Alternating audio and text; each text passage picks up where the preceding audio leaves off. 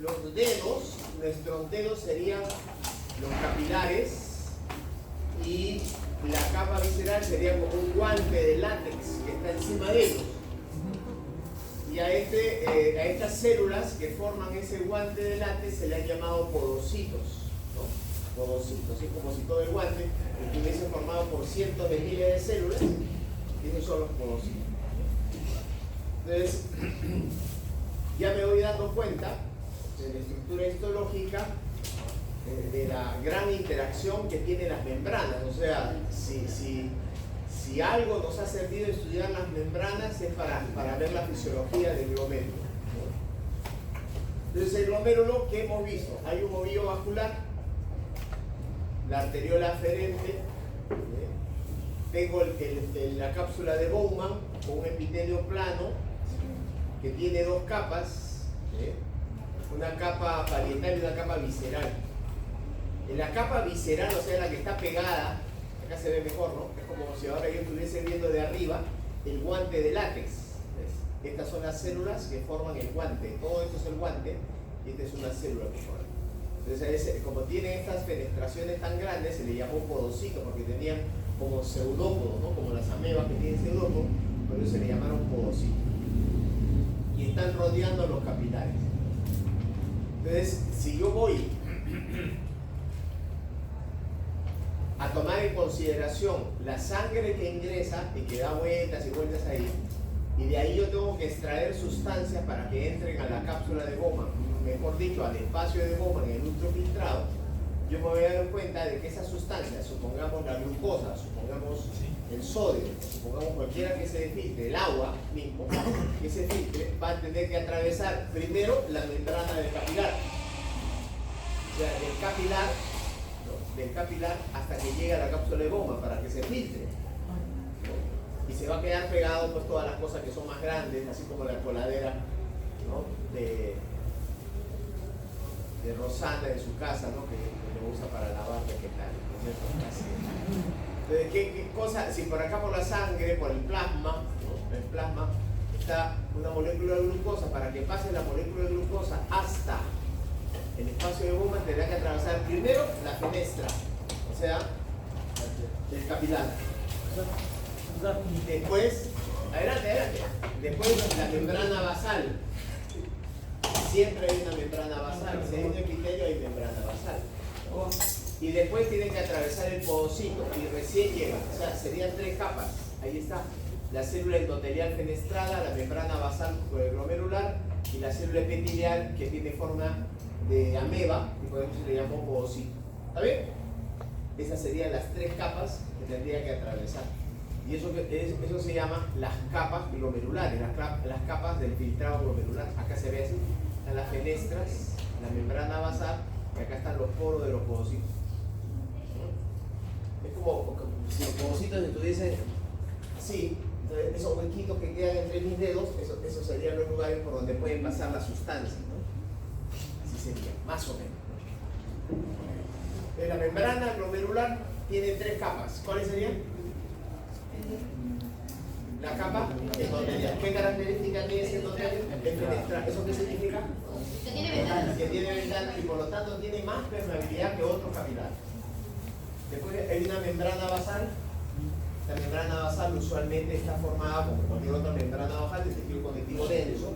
¿Sí? Tejido conectivo denso. En este caso va a tener tres capas también. Tres capas. Ok. La membrana basal a su vez tiene tres, es como un sanguchito, de tres capas. Pan y al medio la carnecita. Y finalmente una capa de células epiteliales. Y después de esas células epiteliales que son los podocitos, recién está el espacio de Bowman. El espacio de Bowman. O sea, para pasar de acá hasta el espacio de Bowman tengo que pasar tres capas. El endotelio, la membrana basal y los podocitos. Y ahí ya estoy llegando a formar un ultrafiltrado en el espacio de Bowman. Muy bien, la permeabilidad es muy grande, pero también es selectiva gracias a las cargas electrostáticas que dejan pasar a las proteínas que son negativas. En este dibujo está más claro todavía, ¿no? Para que vean. Entonces por acá llega la sangre que se va a filtrar, se filtra solamente plasma, como ya dijimos, y cuando yo hago un corte, en este espacio irá la sangre. ¿No? Y acá ven ustedes el endotelio fenestrado. ¿Ves? De ahí tengo que pasar esto, que vendría a ser la membrana basal. Y después tengo que pasar toda esta célula, que viene a ser la célula podocito, de la cápsula de Bowman. ¿Está bien? Y acá están como mis dedos, y estas son las hendiduras por donde también va a ayudar a pasar ciertas sustancias. ¿Está claro? ¿Está claro? Un dibujo más sencillo. Acá está el plasma, acá está la fenestra, acá está la membrana basal, y acá está la célula epitelial, que al hacer estas interdigitaciones de un espacio entre ellas, que al corte parecen unos poros, y ahí se pasa el ultrafiltrado. De esa manera pasa el ultrafiltrado. ¿Está bien? Una microfotografía me dice, ¿esto qué sería? Podocito. ¿Esto qué sería? La membrana basal. ¿Y esto qué sería? La fenestra. La membrana basal tiene dos capas. Se llama lámina rara. Lámina rara, así es su nombre. Así sería. La membrana basal tiene la lámina rara interna y la lámina rara externa. La que está pegada, ¿no?, al vaso sanguíneo, el endotelio, la rara externa, ¿sí? Y al medio está la lámina densa, que tiene un núcleo conectivo denso. Y la otra lámina se llama lámina rara interna, que está pegada al podocito, que ya está dándole la cara hacia el espacio de goma donde pasa el filtrado. Entonces, el filtrado entra así. Para acá. La molécula de glucosa se filtra así, el sodio se va a filtrar así, el agua se va a filtrar de esa manera. ¿Está claro? ¿Por qué es importante? Porque yo me voy a dar cuenta de que cuando una enfermedad me va a tomar la membrana basal, me va a tomar los povocitos, me va a tomar el endotelio, o me va a tomar las células mesangiales, las características van a ser distintas. ¿Cómo así? Esto no es para que se lo aprendan, sino para que se den cuenta de lo que tiene. La membrana basal glomerular está formada por colágeno, está formada por proteínas, colágeno tipo 4 y otras proteínas. Y entonces ya sabemos que las proteínas, por bioquímica, están formadas por aminoácidos. Los grupos carboxilos generan una carga negativa. Entonces esto, gracias a estas proteínas que ustedes tienen acá, genera una barrera eléctrica que, al interactuar con otras proteínas circulantes del plasma, proteínas plasmáticas como la albúmina, que es la más chiquita, si la albúmina no pasa, no pasan las otras. Entonces evita que pase. ¿Qué ocurrirá si hay alguna afectación de la membrana basal? Si una persona tiene una enfermedad de la membrana basal, entonces hay proteína, que va a ser la característica del síndrome nefrótico. El síndrome nefrítico y el síndrome nefrótico. Entonces, ya yo acá puedo entender cuál es la fisiopatología del síndrome nefrótico. Cuando le digan, el síndrome nefrótico se caracteriza por una alteración de la membrana basal. O te pueden decir, hay anticuerpos para la lámina rara interna y la lámina rara. ¿Lámina rara qué es eso? Es la membrana basal. ¿Qué va a perder? Va a perder su carga electrostática negativa, entonces las proteínas van a pasar. La orina va a tener proteína, entonces la orina va a ser como clara de huevo cuando la bates. El sujeto orina y sale espuma, pero no, doctor, a mí me sale espuma, sí, pero se va. O sea, normalmente si has comido una sobrecarga de proteína, una parrillada, qué sé yo, puedes orinar espumoso, pero la orina no dura mucho tiempo, se va. En cambio no. Tú agitas la orina y la dejas ahí 1 hora y sigue la espuma. Sigue. Eso es lo que puedo entender. ¿Está? Pero además los podocitos también hacen esa función. Interesante, ¿no? Porque esas interdigitaciones forman como unos diafragmas con carga negativa. Ajá. Eso significa que en el síndrome nefrótico no solamente es una afectación de la membrana basal, sino también de los podocitos. podocitos. Los podocitos también tienen carga negativa. Entonces, ¿quiénes evitan el paso de las proteínas? La membrana basal y los podocitos. Esa sería la respuesta. ¿Qué está afectado en el síndrome nefrótico? Ya cuando lleve medicina 2 o cuando hagan fisiopatología, la membrana basal y los podocitos. Las enfermedades de membrana basal y de podocitos van a dar síndrome nefrótico. ¿Está bien? Ahí está. Entonces, si uno quiere estudiar más, las células epiteliales, o sea, los podocitos tienen, cuando se juntan unas a otras, igual, proteínas, actina, fíjate que tienen ciertas capacidades de contractibilidad. El asunto es simplemente para que vean la biología molecular, ¿no? Que tienen proteínas y que cuando se colocan unas al costado de otras, ahí hay una proteína muy importante que se llama la nefrina, que hace como un diafragma de filtración negativa que impide el paso de proteínas. La molécula base para estudiar estas cosas es la albúmina, porque es la proteína plasmática más pequeña. Entonces, si no pasa la albúmina, no pasa el resto. Entonces, entre una mano y otra mano, un dedo y otro dedo, esos espacios que quedan entre un dedo y otro dedo, lo que hay es una carga negativa que está formada por fundamentalmente una proteína que se llama nefrina, y hay otras más. ¿Sí? Y eso evita de que pasen ahí las proteínas. Esta es simplemente para anclarse a la membrana basal, como los podocitos. Toda membrana basal es la parte inicial de un epitelio, ¿correcto? Sí. Todo. Entonces, la membrana basal, de ahí se forman los podocitos. Entonces ahí tienen la manera como se anclan, ¿no? Se anclan los podocitos. Nada más, sencillo y llanamente es eso. ¿Okay? Entonces ya voy entendiendo de que, por ejemplo, para que pase el glóbulo rojo, o sea, si yo veo sangre en la orina, puede ser que esté sangrando de la uretra, puede ser que esté sangrando de la próstata. Esos son sangrados iniciales, que te asustan. A mí me ha pasado. Te comienzas a orinar y ¡pua! Sangrado inicial. Felizmente, ya me habían dicho, va usted a tomar esta medicina si va a tener un sangrado inicial, no se asuste, se está desinflamando su próstata. Sí. Entonces, pero lo curioso es que sientes un alivio, o sea, la próstata está tan inflamada que sangra, pero sangra orina al comienzo. Al comienzo sale si tú comienzas a orinar y sangra. Entonces ese es de las vías bajas. Cuando estás orinando normalmente y al final sale la sangre, a ese ya viene de arriba. Ese es peligroso. Porque eso ¿qué significa? Que de todo lo que hemos estudiado, lo que está pasando ahora, eso se ha afectado tanto de que los glóbulos rojos ya atraviesan el capilar fenestrado. Por eso cuando hay una glomerulonefritis, lo que se ha malogrado es el endotelio. El endotelio ya no tiene esos poros, así como lo vemos acá.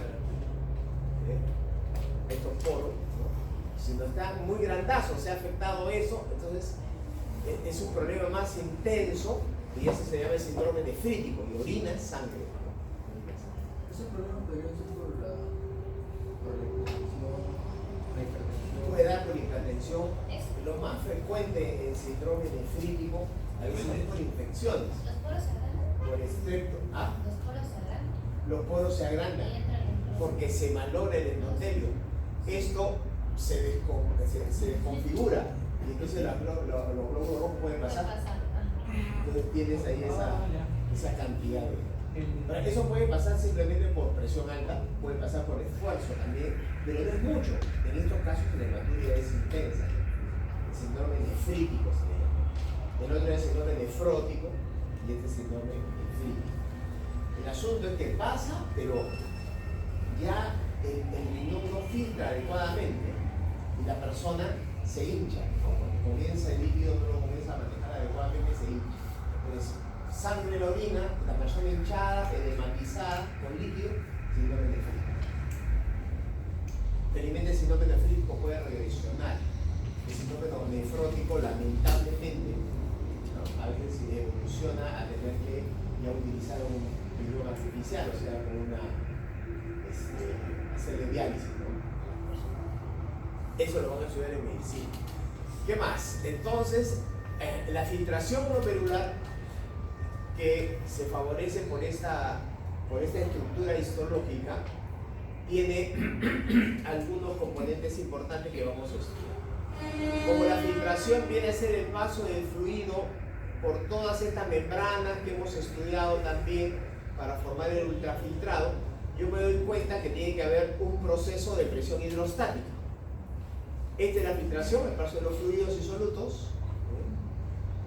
Es un transporte que depende simplemente de la presión hidrostática. Y el resultado es el ultrafiltrado, que como ya habíamos dicho, es el componente de la sangre, menos los glóbulos rojos, menos las proteínas, ese sería el ultrafiltrado. ¿Está bien, Ale? ¿Está bien? ¿No está chateando? Tú dímelo. Ahí está la luz del capilar. ¿Esto qué sería? El endotelio. ¿Esto qué sería? La fenestra. ¿Esto qué sería? La membrana basal. ¿Cuántas capas tiene la membrana basal? ¿Cómo se llama? La lámina rara interna. Y la externa, la lámina rara externa, ¿no? Okay. Y acá están los podocitos. Y acá estaría el espacio de podo. Entonces ahí es donde va a pasar. ¿Qué fuerzas favorecen? La fuerza más importante es la presión hidrostática y capilar glomerular. Esa presión hidrostática dependerá de la presión arterial. Por eso, de que en la arteriola aferente se encuentran con las células, ¿no? Yuxtaglomerulares para chequear esa presión. Es muy sensible esa presión de entrada. ¿Me están entendiendo? Os repito. De la presión de entrada es fundamental. Y la mayoría de los fenómenos que vamos a ver para mantener el filtrado glomerular, o sea, para que haya una buena presión de filtrado, van a estar dependientes de la arteriola aferente. Esa presión hidrostática en algunos libros lo ponen de 60, en la mayoría, y en otros ponen 55. El asunto va por ahí, 60 milímetros de mercurio. Obviamente, la presión a la que llega la sangre al riñón, en algunos libros la van a encontrar igual a la presión sistólica. Y en otros libros un poco más meticulosos, igual a la presión arterial media. Por favor, considerarla igual. Entonces, ¿cuál es tu presión sistólica? 120. ¿Ya? Y tu presión arterial media es 100. ¿Te das cuenta? Entonces, a veces van a poner ahí presión sistólica que llega al riñón 120. Otra vez vamos a poner presión arterial media 100. Ustedes se dan cuenta que hay una diferencia, ¿no? Pero no es significativa, el riñón aguanta bastante, así que a veces esos cálculos se hacen con la presión sistólica o con la presión arterial media. ¿Está bien? ¿Se entiende?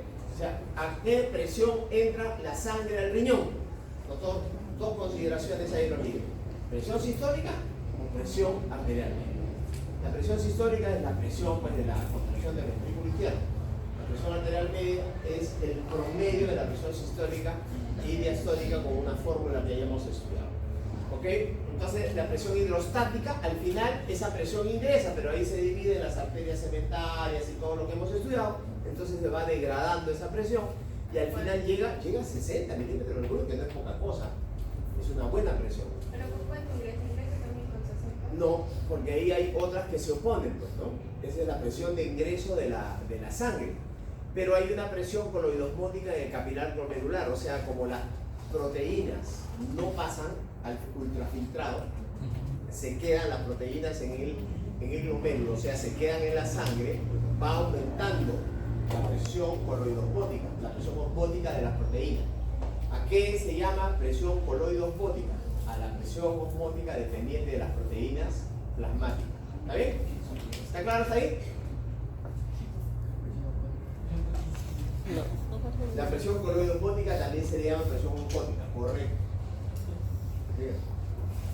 De la presión oncótica o presión coloidosmótica en el capilar aumenta, ¿por qué? Porque está pasando líquido y se va quedando la albúmina. Vamos a poner la albúmina, se va quedando la albúmina. ¿Te das cuenta? Eso es ¿cuánto? 32, que es bueno, la mitad casi, 32. ¿Está bien? O sea, la presión hidrostática quiere que salga el líquido y las albúminas jalan el líquido. ¿Quién gana? La salida, pues 60 con 32, sigue saliendo, ¿no? Sigue saliendo. Y luego en el espacio de Bowman hay una presión hidrostática, porque conforme va saliendo el fluido, esto se va llenando. ¿Sí? Y al irse llenando, genera una presión hidrostática. ¿Me entienden o no me entienden?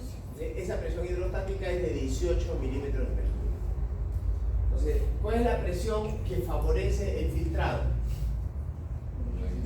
La presión hidrostática que ingrese de capilar glomerular, que ingresa en la arteriola aferente. Perfecto. ¿Cuáles son las presiones que impiden el filtrado glomerular? La coloidosmótica, o también llamada presión osmótica, que es dependiente fundamentalmente de qué proteína? Albúmina. Que se quede en la sangre y jala líquido. Esa vale 30 pesos. Pero conforme va ingresando líquido, se va llenando el espacio de Bowman. Entonces siempre hay uno, entonces ya es más difícil entrar. Y esa presión es una presión hidrostática en el espacio de Bowman. ¿Está bien? Donde hay líquido hay presión hidrostática. ¿Está bien? Cuya presión se reparte en todas las formas, eso lo hemos estudiado. ¿Ya? Repasen su libro de biofísica, la presión hidrostática. El principio de Pascal. Bueno, pregunta de examen: ¿por qué en el espacio de Bowman no hay presión oncótica? Porque no hay proteína. Entonces ahí la presión oncótica es cero. ¿Está bien? La presión es cero. Al final, ¿cuál será la presión efectiva del filtrado? 10. La presión efectiva del filtrado será 60 positivo menos 50, que vendría a ser 32 más 18, 50, sería 10 milímetros. ¿Está claro? 10. Eso nos va a servir para sacar el índice de filtrado. 10 milímetros. Acuérdense, ¿cuánto es la presión efectiva? 10. ¿Cuánto es la presión efectiva? 10 milímetros. Ahí está. Entonces, la arteriola aferente, ¿con qué presión ingresa la sangre al riñón? 120, si es la sistólica, doctor, o 100 si es la presión arterial. Se va degradando, y ¿con cuánto llega la arteriola aferente? Con 60. En este caso, ¿cuánto? 55. ¿Mitad? Sí, 55. ¿Está bien? Esa favorece la salida. ¿Qué presiones se oponen? La presión hidrostática y la presión oncótica glomerular. ¿Ves? Ahora ya no le llaman coloidosmótica, se llaman oncótica. ¿Está bien? La presión oncótica está provocada ¿por quién? Por la albúmina, que no se filtra. Como se queda ahí, jala agua. ¿Está bien? Y la presión neta de filtración serán 10 milímetros de mercurio. ¿Entendido? ¿Sí? No dicen nada, o sea, avanza nomás, ya avanza. En el ultrafiltrado, ¿qué pasa? Sodio pasa potasio, pasa cloro, pasa bicarbonato, pasa. ¿Por qué? Porque son moléculas pequeñas. ¿Sí? Las proteínas casi no pasan, pasan en trazas. La glucosa pasa nomás, la urea pasa, el ácido úrico pasa, la creatinina pasa. Las proteínas no pasan. ¿Sí? No pasan. Esa sería la diferencia. Por lo tanto, no es normal encontrar proteínas en la orina. ¿Correcto? Profesor, Señorita. en la presión hidrostática, ese 60 es como un valor, ¿cómo puedo decir? Fijo. Nada en la medicina es fijo, pero No, más o menos que un más promedio. toman ese valor. Sí. Sí. O sea, la presión que tú tienes que acordarte siempre es 10. La presión efectiva es 10. Porque esa te va a servir para hacer un cálculo que ahorita te enseño. Doctor, ¿por qué siempre hay problemas con el sodio y el ácido úrico? ¿Cómo? ¿Por qué siempre hay problemas con el sodio y el ¿En tu segunda exposición?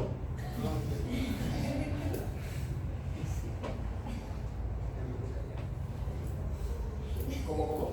Te quedo callado. Tú te quedes callado, habla, porque así sé porque estás entusiasta por el capítulo. Así. Ok, perfecto. El sodio es fundamental y el ácido úrico se forma solamente cuando hay un exceso, comienza a aparecer en el riñón. Entonces ahí va a formar otros cristales. Yo creo que tú vas a ser especialista en cálculo, ¿no? Que son los uratos, ¿no? El ácido úrico forma los uratos. Pero eso depende de una inadecuada metabolismo de las proteínas. ¿correcto? Así es. Muy bien. Entonces los parámetros de estudio de la filtración glomerular. Ok. ¿Cuál es el débito cardíaco? El gasto cardíaco, ¿cuánto era? 5 litros. De eso llega el 20% al riñón. Más o menos un litro. El 20%. Bueno, acá lo he puesto en 1200. ¿Está bien? ¿No? O sea, es el flujo sanguíneo renal. Pero ya Francis lo dijo. Llega sangre, pero la sangre no se filtra porque los glóbulos rojos no van a pasar. Pero en realidad lo que se filtra es el plasma. Entonces a eso se le llama flujo de plasma que llega al riñón. De toda la sangre yo tengo que ver el componente plasmático. El componente plasmático yo lo puedo sacar por el hematocrito. Normalmente el hematocrito vale 45%.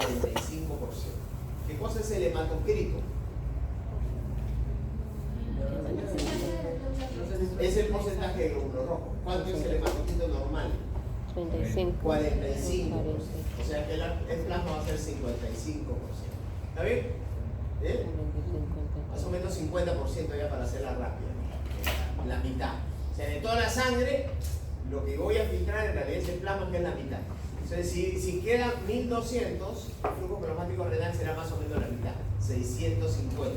Si uno quiere ser recontra exacto, 55%, 650 mililitros por minuto, mililitros por minuto. En un minuto va llegando eso. ¿Está bien? Ahora, ¿todo se filtra? No todo se filtra. No todo se filtra, o sea, imagínate, no todo el plasma que llega se filtraría. Olvídate, el coágulo, se formaría un coágulo y se mueren los riñones al toque, ¿cierto? Se filtra un porcentaje.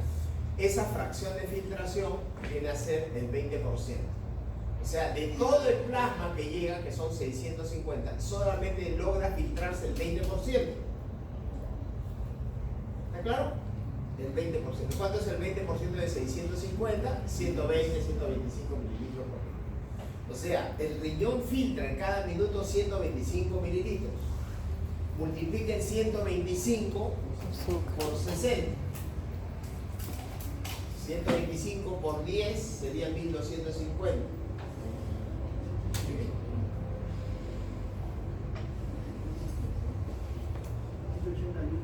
180 litros. ¿Está bien? Y multiplicado por 24 horas sería, o sea, en el riñón se filtran 180 litros. Pero no todo sale el 1%. El 1%. Ok, por lo tanto, si yo sé que la fracción de filtración es el 20%, y también yo sé que el coeficiente de filtración es 12,5, ¿eso cómo sale? Sale así, pues, ¿no? El coeficiente de filtración viene a darse por la presión de filtración neta que compara los 125 mililitros entre 10 milímetros de mercurio, eso te da el coeficiente de filtración que es 12,5 mililitros por minuto. Para eso sirve ese 10, ¿vale? Para dar el coeficiente de filtración, que es un valor calculado. El valor que les preguntan siempre en los exámenes viene a ser la tasa de filtración glomerular, el flujo plasmático renal.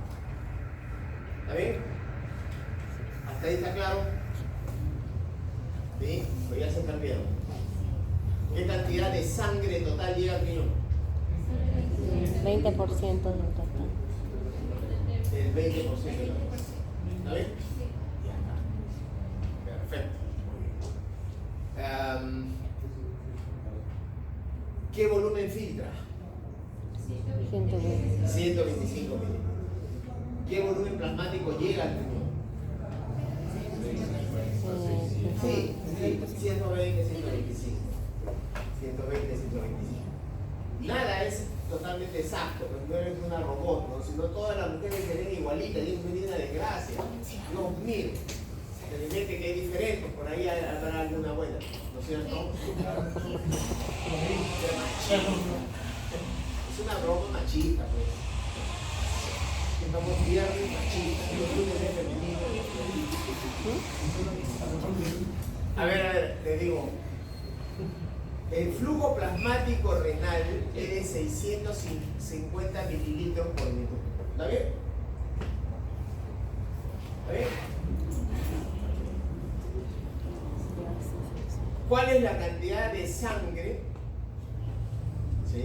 ¿O cuál es la cantidad de plasma que sale del riñón? El 1%, ¿no? Serían 650 menos 125. ¿Me entienden? Lo que ingresa es 650, lo que queda infiltrado es 125, entonces lo que sale va a ser la diferencia.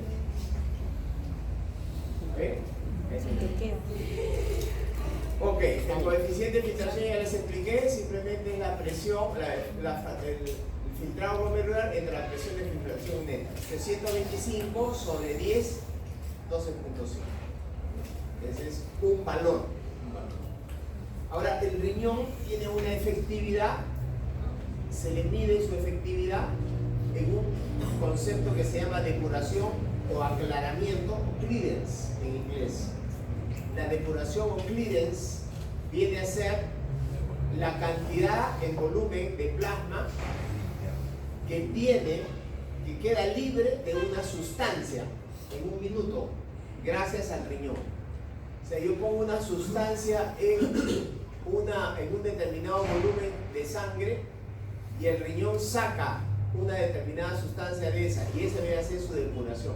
Si la saca toda, si la saca una parte, eso va a depender, ¿no? Ese principio de dilución me va a servir para poder medir estos flujos que hemos estudiado, todos estos de acá, ¿no? Estos flujos. ¿Sí? Por lo tanto, si yo tengo la inulina, ¿no? Inulina es una sustancia que se filtra y que no se reabsorbe o se secreta. Entonces todo el plasma filtrado será limpiado por la inulina.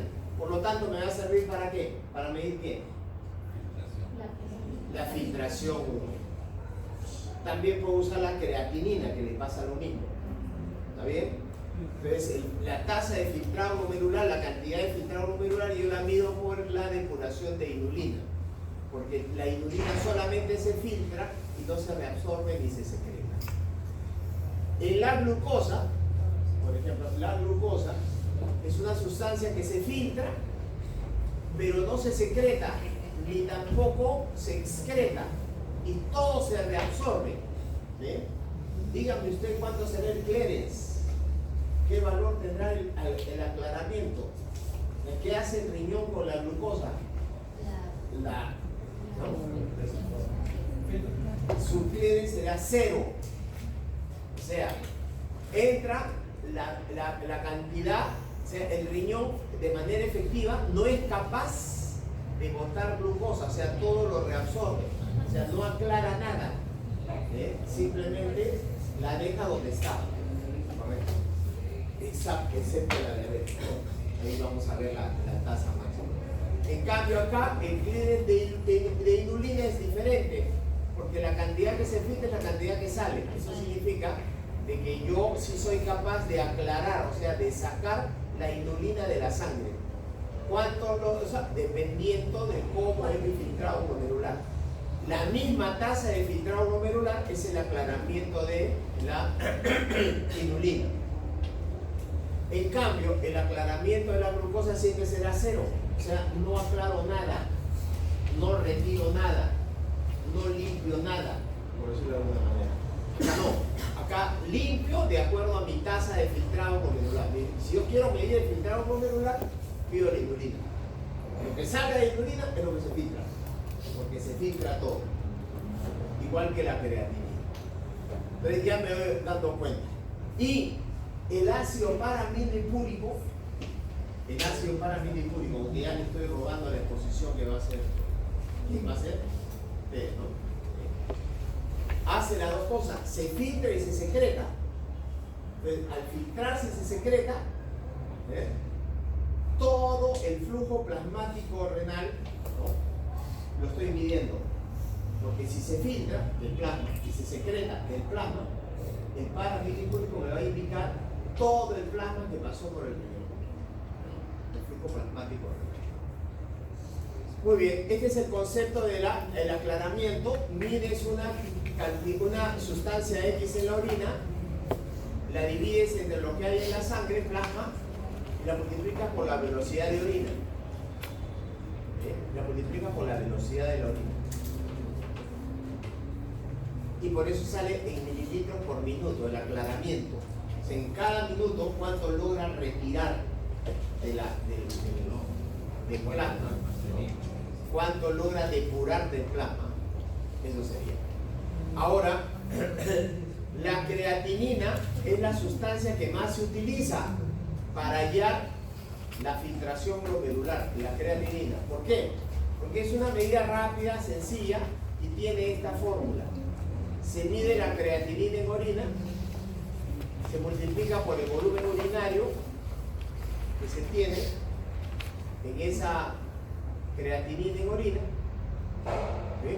Lo mejor es hacerlo en 24 horas. ¿Sí? Creatinina en orina de 24 horas, el volumen urinario de 24 horas, al mililitro de multiplicado por 1,73, o sea, hasta lo están corrigiendo por la superficie corporal y lo dividen en el suero. Estamos usando esto, abajo va el plasma o suero. Creatinina en plasma o suero por 1440, una constante por la superficie corporal. Acá hay una formulita para hallar la superficie corporal que sería bueno que la guarden para cuando estén en los hospitales. ¿Sí? El resultado es la depuración de creatinina. Esta es la fórmula de depuración de creatinina. Y la depuración de creatinina es igual al filtrado glomerular.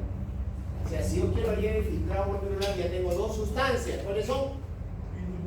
Inulina y creatinina. Y si quiero medir flujo plasmático renal, ácido paranítico. Ok. Hay una fórmula famosa, preguntan también en los exámenes de residencia, se llama la fórmula de Cockcroft-Gault. Creo que así se pronuncia. Cockcroft-Gault. Entonces, la fórmula de Cockcroft-Gault, esta fórmula, dice así. El cloruro de creatinina que me da el filtrado glomerular es igual a 140 menos la edad multiplicado por el peso en kilo entre 72 por creatinina en el plasma, y esto se multiplica por 85% en las mujeres. ¿Por qué? Por el coeficiente intelectual, porque tiene menor masa muscular. Recuerden que la creatinina es un derivado, un metabolito del catabolismo del músculo. ¿Está bien? ¿Qué ventaja tiene la fórmula de Cockcroft-Gault? De que solamente utilizas creatinina plasmática, ya no tienes que usar orina de 24 horas. Por eso es que la que más se usa en los hospitales, porque es más barata, la creatinina de plasma se dosa rápidamente y te da un indicador. Con eso estás sabiendo si el riñón está funcionando bien. A 125 mililitros por minuto, eso es el 100%. Te sale menos, pero tú vas disminuyendo el porcentaje. Cuando llega a menos de 30% de función renal, ya estás en insuficiencia renal y necesitas diálisis. ¿No llega a cuánto? Menos de 30. Eso es muy útil. Todo filtración. Ok, ahora tomen aire, tomen aire.